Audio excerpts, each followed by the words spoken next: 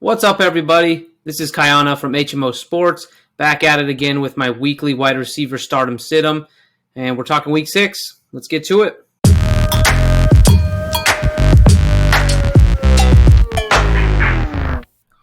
Okay, so as I said, talking week 6 stardom situm. We'll start with a little bit of a review from our last week, week 5. To be honest, week 5 did not hit as high as I wanted to, so I was 17 of 40 on the people I said to start. That's 43%. That's not good enough. That's not cutting it for you guys. I've already given out some money to kind of make up for the mistakes that I've made. So, yeah, 17 of 40. It's my worst week so far. And I was 27 of 41 on the people I said to sit. So 14 guys I told you to sit ended up going over 12 points. That's my bad. Like I said, I've already paid penance.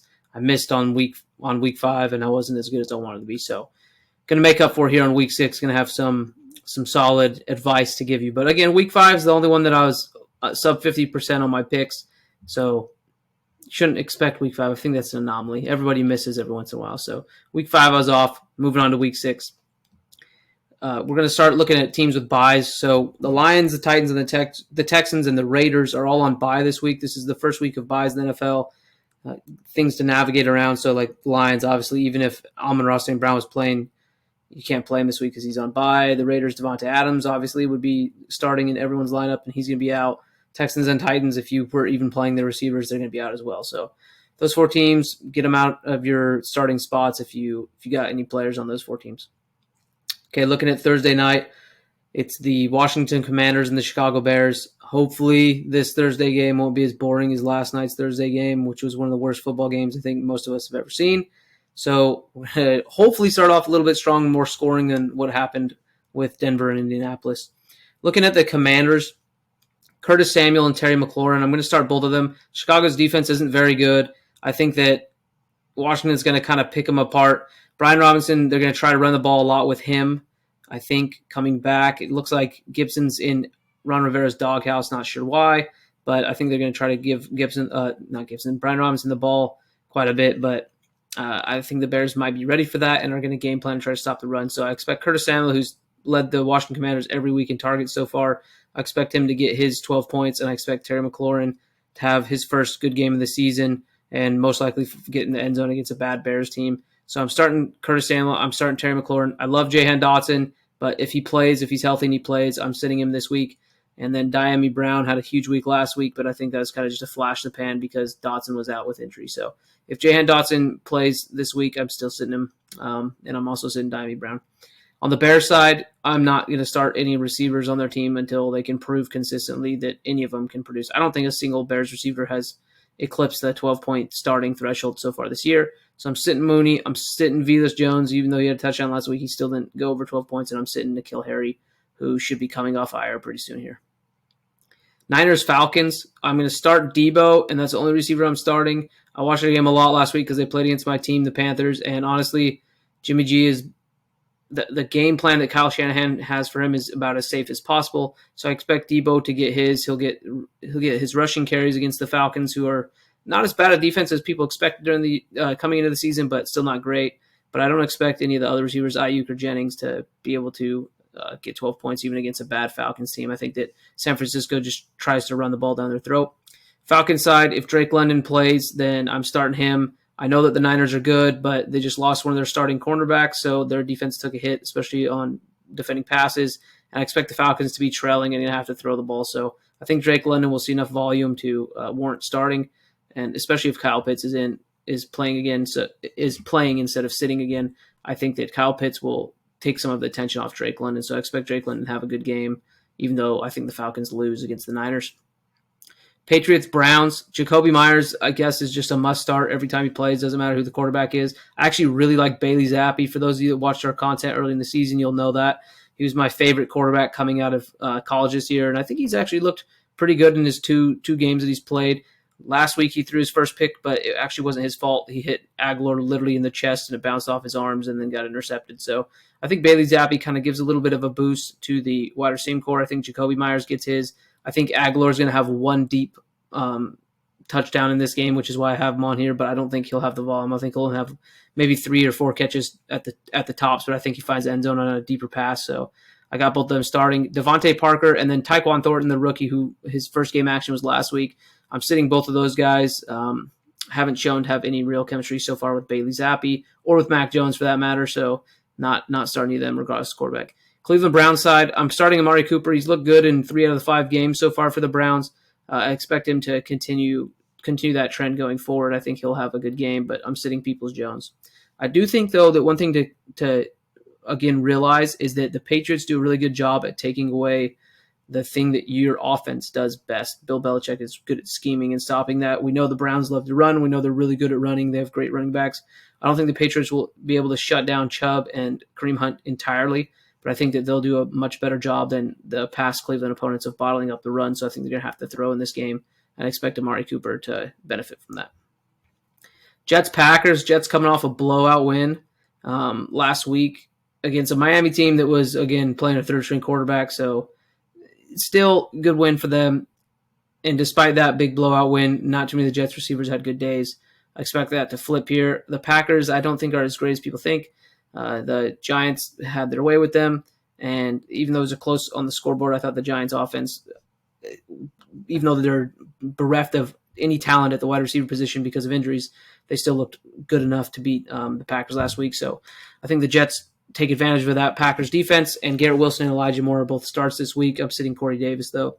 On the Packers side, I think the Jets have some of the best secondary in the NFL, specifically at the cornerback position. Sauce Gardner is for real. That rookie is like one of the top cornerbacks in the league this year based off my eye test and also the statistics. Sauce Gardner has been awesome. So I think he's going to shut down Alan Lazard and the top guys for the Packers. So I think Cobb had a really good game last week. I think it was a bit of a fluke. I think Cobb, Lazard, and Watson are all sit-ems this week, but I think Romeo Doubs finds the end zone, and the Packers run the ball a lot. Doubs is my one guy to start. I think there's only going to be one receiver worth starting on the Packers this week, and I'm going with Doubs on that because I think he'll get in the end zone. But I do expect the Packers to run the ball a lot more with A.J. Dillon and Aaron Jones than they did last week. Jaguars, Colts. Jaguars coming off an extremely disappointing game against the Houston Texans that they lost after starting the season looking really good and playing well against the Eagles. But since going up, I think it was 17-0, maybe 17-3 against the Eagles, the Jags have looked really bad. The rest of that game against the Eagles and then against the Texans, I don't know what's going on. I think that Doug Peterson will get that fixed this week, though, against in-game planning for the Colts. And I expect the Jaguars have a bounce-back game here. Give me Christian Kirk and give me Zay Jones, both his starts. Zay Jones is going to get a deep ball for a touchdown this week, and Christian Kirk is going to get his 10-plus targets, and he'll have enough catches to push him over that 12-point threshold.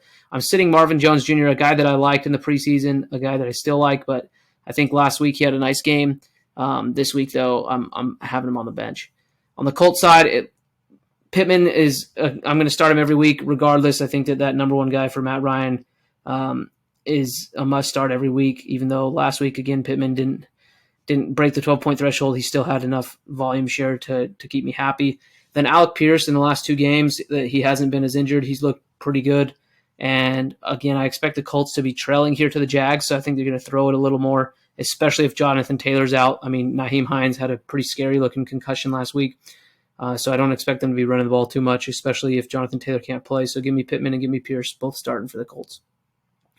Vikings, Dolphins. Vikings, Justin Jefferson start every week. And on the Dolphins side, Tyreek Hill, I'm starting every week, regardless. Not going to talk about them. Adam Thielen has been awesome for the Vikings lately. They're actually scheming him into the game plan, so I expect that to continue going forward. On the Dolphins side, I'm a little bit worried that whoever's playing, real quick, if it's Tua starting, I'm not worried. If it's Teddy Bridgewater, I'm very concerned that he's not going to be able to support 2 wide receivers that can be good in fantasy. I don't think Teddy Bridgewater throws the ball down the field enough to do that and takes enough risks to do that. So a little bit concerned if Teddy Bridgewater is the guy. But I'm starting Tyreek Hill. I'm starting Jalen Waddle. I think you have to start those guys every week if you got them. And then I'm sitting KJ Osborne on the Viking side, and I'm sitting Cedric Wilson, who's been a huge disappointment for the Dolphins, coming out of the slot as that third receiver this year. Bengals and Saints. So I'm going to start T. Higgins if he plays, and I'm going to start Jamar Chase, even though Jamar Chase has had, by his standards, a pretty disappointing season thus far. The Saints defense was pretty stout through the first 4 weeks, but in week 5 they got gouged, and I expect the Bengals to be able to do it too through the air. On the Saints side, if Olave and Landry are playing this week, if they're healthy, I'm going to start both of those guys. The Bengals defense isn't good.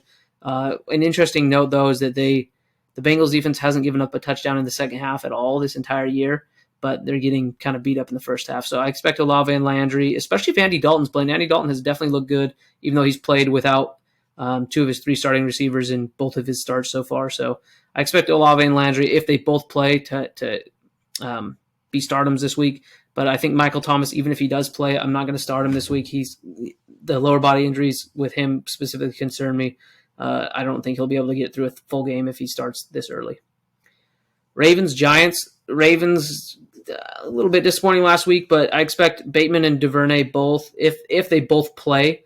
Again, I feel like I've been saying that a lot, but there's been a ton of injuries in the league this early in the year, especially to skill positions and the wide receiver slot. So Rashad Bateman, Devin Duvernay, if they're both playing, I think both of them have good days. I think Lamar Jackson's going to try to push the ball downfield. So I'm starting both of those guys. On the Giants side, basically all their receivers are pretty bad, but it's going to be a pick 'em because I think the Ravens are going to be up early, and so the Giants are going to be throwing the ball a little bit more. So I just had to pick one wide receiver that I thought the Giants could potentially break out, and I'm going to go with Richie James. He's the guy that I think has the highest likelihood of being able to break that 12-point threshold this week. Tampa Bay Buccaneers and the Pittsburgh Steelers. So Bucs side, Mike Evans must start every week. Tom Brady especially has been just throwing him the ball nonstop. Chris Godwin hasn't had a great year so far, but I think that this is a get-right game for him against a banged-up Steelers defense. Julio Jones, Russell Gage, playing or not, I'm not starting either of those guys. On the Steelers side, ever since Kenny Pickett took over, George Pickens has looked like the world beater that he was in the preseason, so I'm starting Pickens as long as Pickett is at quarterback. Deontay Johnson is apparently quarterback proof when it comes to volume. He's getting his targets 10-plus every game, no matter who the quarterback is, and so I think that he'll be able to eclipse his 12 points as well. But Chase Claypool has looked, mediocre at best all year. I'm not starting him. I'm putting him on the bench. Panthers, Rams. I do it to myself every week, but hey, at least there's a change this week. Baker Mayfield's injured, so it looks like P.J. Walker is going to get the start for Carolina, their second starting quarterback of the year so far. I got DJ Moore finally breaking out, and Terrace Marshall Jr. with the new coaching staff. I think that they'll actually be playing him a little bit more. He had a couple catches last week. I think DJ Moore and Terrace Marshall both are startums, and Terrace Marshall as a surprise stardom. I'm sitting Robbie Anderson and Shi Smith. Rams side, Cooper Kupp, only guy worth starting in that Rams passing offense until further notice. Arizona Cardinals, Hollywood Brown, ever since week one, Kyler Murray said he should be getting at least 10 targets a game, and he has. So I expect that to continue, and I expect that to continue even in the future when DeAndre Hopkins comes back. I think Hollywood's been really good, so I expect him to have a really good game against a pretty bad Seattle secondary. Rondell Moore, you can tell if you watch Cardinals games that they're scheming plays specifically to him.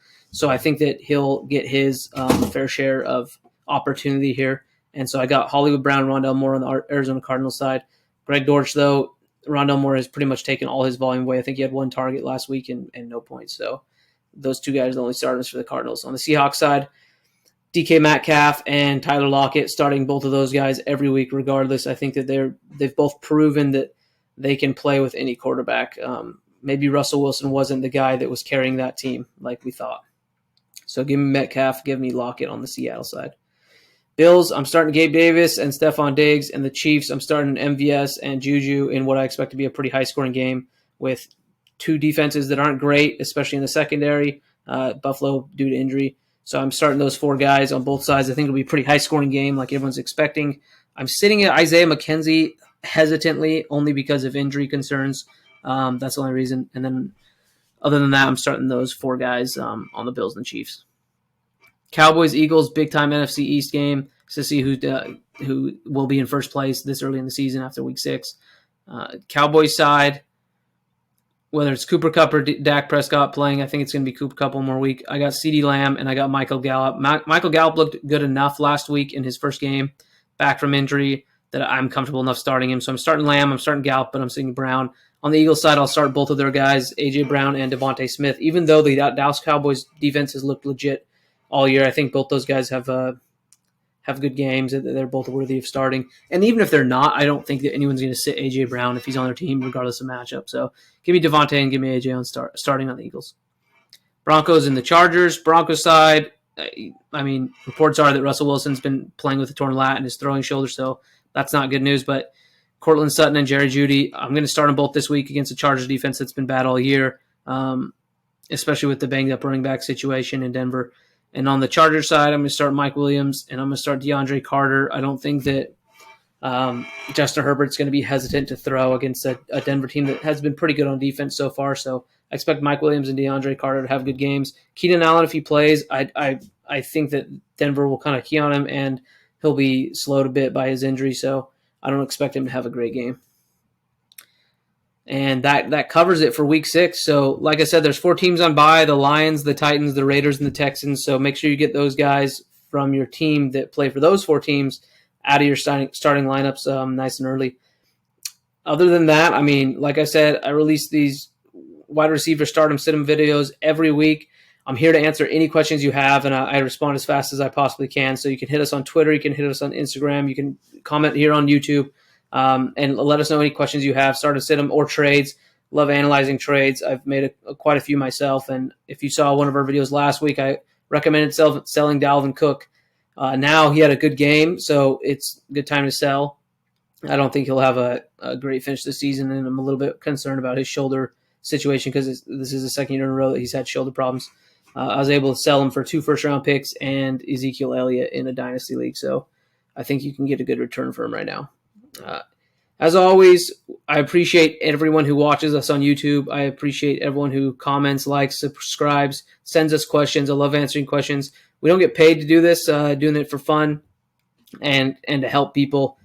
I'm kind of, as I've introduced people like my wife, who was not a sports fan before we got married, into fantasy football and seen how her interest has grown and how she really enjoys it as a hobby now, it brings me some happiness to be able to see that and to help other people. And I think that some people are just a little bit afraid to get in fantasy because they don't know anything that's going on right now. So if I can help you in any way, please reach out, let me know. And again, I appreciate everyone for their views, for their comments, and for their questions. As always, if you have anything, just let me know. Reach out. When in doubt, hear me out.